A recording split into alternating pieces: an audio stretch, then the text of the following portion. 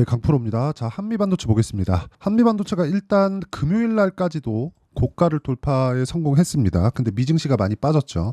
이유는 다들 아실 겁니다. 이란에서 이스라엘을 공격한다는 내용과 함께 지금 일요일 아침인데 관련된 내용에 대한 이야기가 계속해서 나오고 있고요. 그리고 미증시가 하락하는 그 과정에도 그런 지정학적인 문제가 있었습니다. 근데 지정학적인 문제로 인해서 나온 결과를 보잖아요. 그럼 이런 식이에요. 자, 내용 보시면요. 일단 미증시는 한 1.6% 7% 정도 하락을 했고요. 그리고 환율도 많이 올랐습니다. 그리고 당연히 중동 불안이 계속될 수 있고 뭔가 심화될 수 있다는 그런 상황이 벌어지고 있으니까 유가가 상승 압박을 받고 있고요. 실제 공격에 들어갔다는 내용이 있으니까 지금 다음 주가 되면 유가가 폭등할 수 있는 그런 상황이 마련이 됐습니다. 그러면 당연히 인플레이션을 자극할 수밖에 없고, 인플레이션을 자극한다는 내용은 이슈가 있죠. 이슈가 유가에 의한, 그리고 유가로 인한 금리에 대한 부분, 그렇죠? 금리가 낮아진다 이런 부분으로 인해서 자꾸 막 사람들이 좋아지는 내용이나 주가 반등에 대한 내용이나 이런 식으로 계속 이야기하는데 절대 그런 게 아니고요. 지금 금리를 빠르게 낮추잖아요. 그러면 연준에서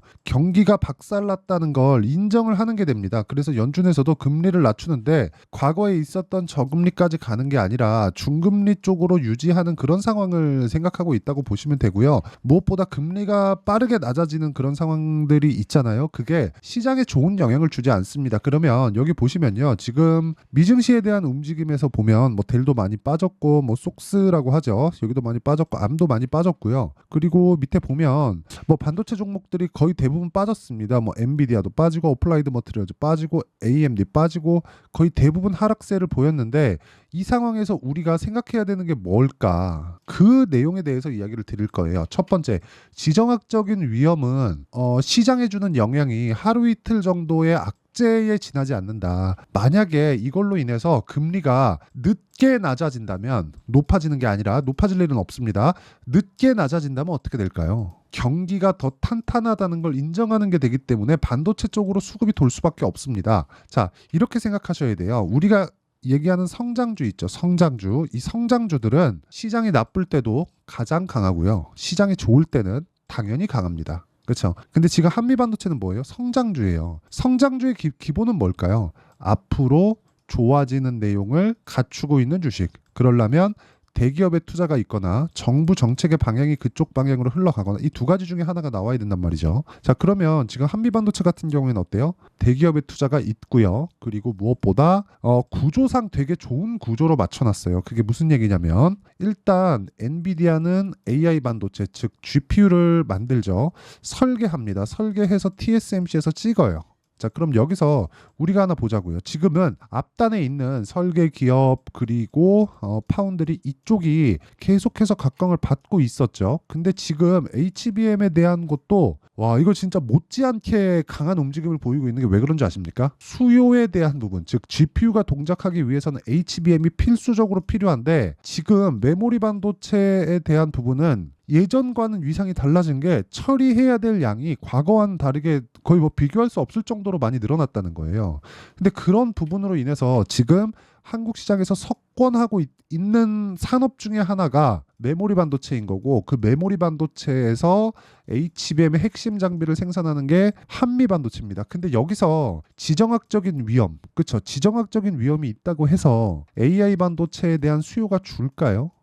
그런 상황이 안 나온단 말이죠. 그럼 이 내용을 토대로 우리가 한미반도체를 어떻게 봐야겠어요? 만약에 다음 주에 조정을 준다면 그 조정 구간의 타점을 잡을 수 있는 상황을 만들어야 돼요. 싼 걸 찾지 마세요. 올라가는 종목이 더 갑니다. 무조건. 그렇죠? 자, 성장주의 기준은 지금 무언가 좋은 게 아니라 앞으로 성장할 주식을 성장주라고 합니다. 근데 성장주가 되려는 건 뭐예요? 23년도에 에코프로 같은 종목들 보세요. 이 성장주죠. 근데 주가, 그렇죠? 바꿔 말하면 시가총액은 막 40조, 50조씩 이렇게 올라가는데 정작 이익을 따져보면 1조도 안 되잖아요. 그런데도 불구하고 막 40조, 50조씩 평가를 받는 게 왜 그러겠습니까? 성장주이기 때문에 그렇다. 앞에 좋을 부분을 반영하기 때문에 그렇다. 주식시장은 이 구조에서 벗어날 수 없다. 그러면 한미반도체가 어디까지 올라갈 수 있겠습니까? 지금 지정학적인 위험이나 여러 가지 내용들이 있다고 하지만 한미반도체가 올라갈 수 있는 끝은 실적이 확실하게 개선되는 상황이 나올 때, 그때예요. 근데 삼성전자 실적을 보면 하이닉스 실적은 당연히 좋을 거고, 하이닉스 실적을 보면 한미반도체 실적도 개선될 텐데, 그 첫 번째 신호탄인 삼성전자의 실적이 어떻게 됐습니까? 이번에 보니까 이제 개선되는 첫 단계를 밟았죠. 그럼 아직까지 못해도 한 분기, 두 분기 정도는 체크해야 되는 상황. 그 상황까지는 주가가 올라갈 수 있다. 왜? 실적을 확인하기 시작하면 이제는 숫자에 대한 기대로 바뀝니다. 얼마나 이 수요가 늘어날까에 대한 기대가 아니라 어느 정도의 기대치, 이번 분기에는 어느 정도 실적이 나와야 된다는 기대치가 계속해서 작용을 한단 말이죠. 그런 부분을 생각한다면 한미반도체는 지금 싸다고 볼 수는 없지만 원래 올라가는 주식, 상승, 급등하는 주식, 성장주들은 비싸게 거래된다. 그럼 지금 실적이 아직 나오기 전에 계속해서 매수 타점을 잡아야 되고, 지정학적인 위험이 지속적으로 불거지고 있는 구간에서 주가가 출렁임이 있을 때는 매수를 잡아야 되는 그런 상황이라고 제가 계속해서 이야기를 드리는 겁니다. 그럼 이런 부분을 이해했을 때, 자, 어느 정도의 수익을 낼 수 있는지 보면, 자, 내용 보세요. 1월 1일부터 4월 14일까지 대략 한 3개월 정도의 기간 동안 내 계좌 수익률은 568%고요. 그리고 뭐 같은 기간 안에 시장에 대한 등락률은 그렇게 크지 않죠. 그리고 이건 계좌 수익입니다. 종목 수익이 아니라는 거예요. 그러면 이 정도의 수익을 내려면 어떤 종목을 해야 되는지, 그 내용까지 이해가 된다면 다른 종목에서도 수익을 충분히 낼 겁니다. 자, 보세요. 제가 한미반도체에 대해서 이야기를 드렸지만 DI도 HBM, 장비를 납품한다는 테스트를 거치고 있는 기업입니다. 자, 그러면 아직까지 장비 납품 안 했죠. 그럼 아까랑 똑같죠. 근데 주가 어때요? 급등하죠. 언제 공략했어요? 돌파할 때. 이것뿐만이 아닙니다. 실적이 나오는 게 중요한 게 아니라는 걸 이야기를 드리는 거고, 같은 반도체 종목군들, 그렇죠? 자람 테크놀로지를 보더라도 75%, 그렇죠?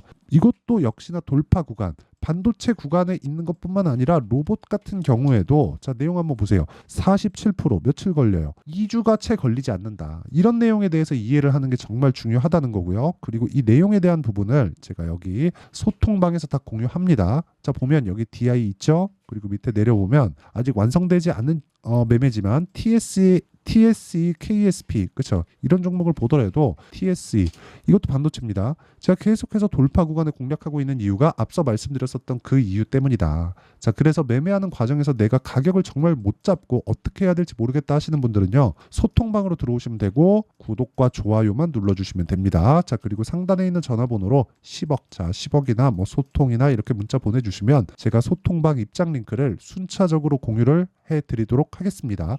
자, 그러면 어떤 류의 종목을 공략해야 되는지 다 확인하셨죠? 그리고 그랬을 때 계좌 수익이 어느 정도 나오는지, 그쵸? 다 확인하셨죠? 이 내용을 가지고 종목을 보면 내용이 완전히 달라집니다. 자, 내용 한번 보세요. 한미반도체가 올라가는 이유, 이제 보이죠? 앞에 좋을 부분이 있어서. 근데 그 좋을 부분에 대한 무엇으로 인해서 올라간다? 기대감. 실적이 나오면 이게 뭘로 바뀐다? 실적에 대한 기대감.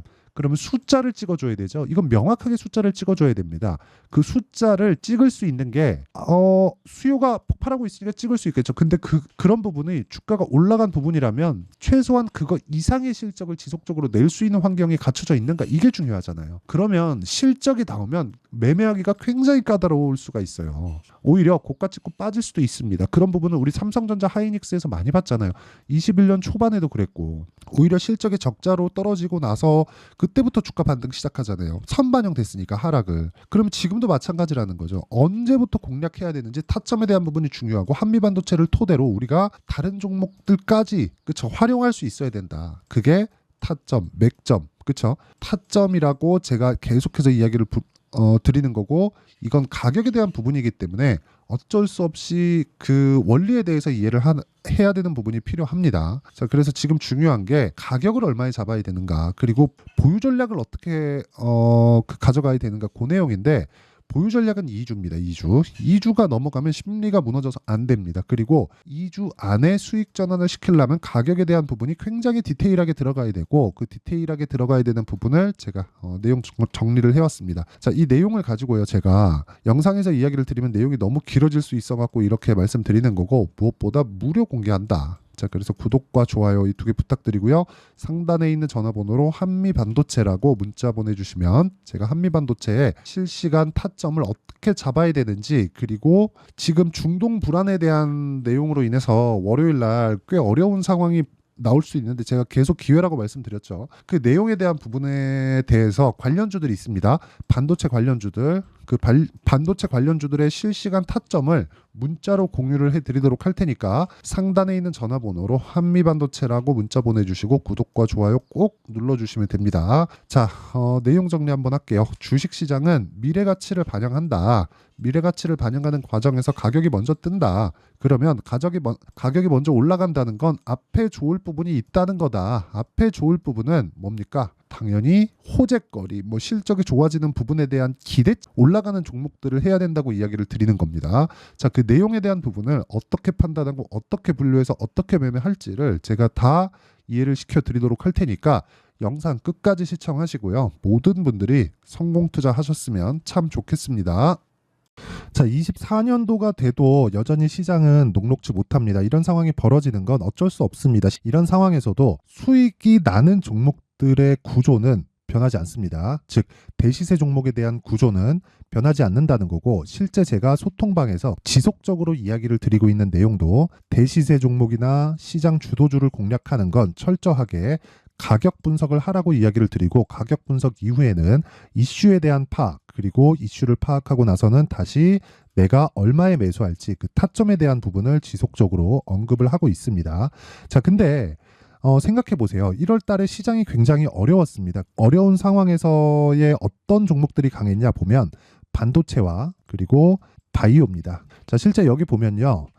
HLB에 제가 실제 매매한 내용을 띄워놓고 보여드리고 있는데 1월 22일부터 매매를 시작해서 4일 동안 31%의 수익 마감이 됐고요. 그리고 여전히 신고가 종목입니다. 자, 그리고 그 다음 어보브 반도체, 이름을 보시다시피 반도체 종목이죠. 그리고 AI 반도체는 지속적으로 강세를 보이고 있습니다. 이 종목도 신고가를 먼저 달성한 이후에 제가 21%의 단기간에 21%의 큰 수익을 내고 마감이 됐습니다. 다시 재공략을 준비하고 있고, 이런 부분은 소통방에서 다 공유를 해드립니다. 자, 그리고 그 다음 코세스. 자, 코세스 같은 종목도 당연히 그쵸, 신고가 종목이고요. 그리고 반도체 종목입니다. 이 종목도 영업일 기준에서 이틀 동안 대략 한 15%의 수익 마감이 됐습니다. 내용을 한번 보시면 어떻습니까? HLB를 포함해서 30%, 20%, 15% 이런 식의 수익이 지속적으로 발생하고 있는데, 이 세 종목 모두 다 신고가 종목이고 1월 달에 시장이 약세를 보이고 있는 구간에서도 강했었던 그런 종목입니다. 특징점이 하나 있는데 그 이슈에 앞서서 가격이 먼저 반영했다는 거죠. 자, 근데 그게 기업 밸류업 프로그램이라고 하죠. 그 종목들도 마찬가지입니다. 오늘은 그 부분에 대해서 이야기를 드릴 텐데, 그렇게 제가 가격을 먼저 보고 이슈에 대해서 파악하는 이유는 결과적으로는 큰 시세를 먹기 위한 사전 준비 작업입니다. 실제로 큰 시세를 먹기 위해서 사전 준비 작업을 했을 때 여기 레인보우 로보틱스 127%, 그리고 ISC 98%, 그리고 한미반도체 97%의 큰 수익을 내는 상황을 만들 수 있습니다. 어떤 식으로 소통방에서 진행됐는지, 그쵸? 그 상황을 제가 이야기를 드린 건데, 이런 상황도요, 당연히 신고가를 공략했을 때 가능한 겁니다. 자, 그러면 이번에도 마찬가지입니다. 그쵸? 정부 주도의 코리아 디스카운트 해소 방안이 2월 달에 발표를 하고요. 그리고 2월 달에 발표된 내용을 토대로 주가가 움직이는 게 아니라 이미 움직인 내용이 있죠. 실제 이 내용은 크게 중요한 게 아니라는 겁니다. 실제 움직인 내용을 보면, 자, 기아차입니다. 실제로 12월 달에 신고가를 만들어 놓고 정부에서 입김을 불어 넣으니까 순식간에 기아차를 포함해서 현대차 같은 거대 기업들의 주가가 2주도 채 되지 않아서 40% 정도의 큰 시세를 냅니다. 자, 그러면 우리는 어떤 종목을 봐야 될까요? 이슈를 파악해야 되는 것도 맞지만 철저하게 가격에 맞춰서 매매를 해야 되는 게 당연히 중요합니다. 정부가 주도하는 정책 방향이 있겠죠. 그 방향에 맞춰서 우리가 종목을 찾을 필요가 있다.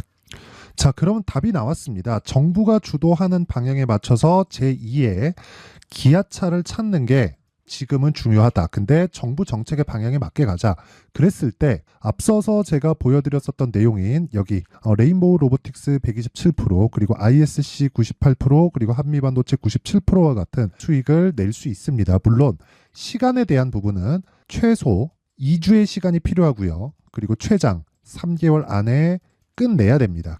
자, 기아차의 시세를 보셨던 것과 같이 2월 달에 정부 정책의 방향이 결정되고요. 바로 3월 달이면 시행입니다. 자, 그러면 우리는 거기에 맞춰서 당연히 종목을 찾아야 되고, 제가 제2의 기아차를 찾아놨습니다. 제가 아까 전에 소통방에서 이야기를 드렸었던 내용 다 공개를 해드렸는데 그 내용처럼 종목만 받고 싶다 하시는 분들은요. 상단에 있는 제 전화번호로 대시세, 자, 대시세라고 문자를 보내주시면 정부 정책의 방향에 맞는 종목을 모든 분들에게 무료로 공개를 해드리도록 하겠습니다. 자, 제가 원하는 건 채널 성장이 목적입니다. 자, 그래서 구독과 좋아요 꼭 좀 부탁드리고요. 모든 분들이 정부 정책에 맞는 방향으로 매매를 이어가서 큰 수익 보셨으면 좋겠습니다.